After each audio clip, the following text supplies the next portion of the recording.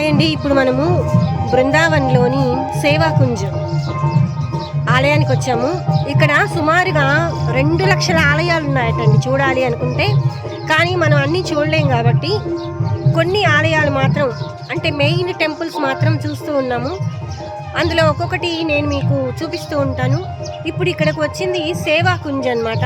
ఈ టెంపుల్ ఇక్కడ ఏంటి అంటే మొత్తం కూడా అంతా గ్రీనరీగా మనకి ఇక్కడ కనిపిస్తుంది కదండి.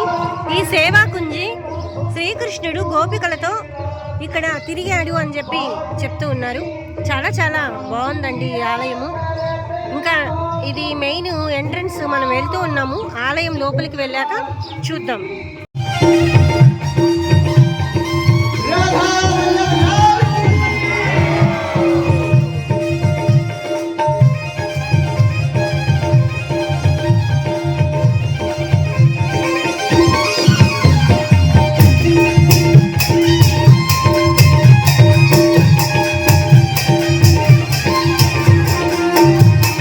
ఇక్కడ మనకు ఒక చిన్న గుడిలాగా కనిపిస్తుంది కదండి. ఇది ఏంటంటే రాధాకృష్ణులు రాసలీలలు ప్రదర్శించిన పవిత్ర స్థలంగా చెప్తారనమాట. ఇక్కడ ఈ చిన్న ఆలయం ఒక ఉద్యానవనం లాగా ఉంటుంది. రాత్రిపూట కృష్ణుని దివ్య సాన్నిధ్యం గురించిన కథల కారణంగా సూర్యాస్తమయానికి మూసివేయబడుతుంది.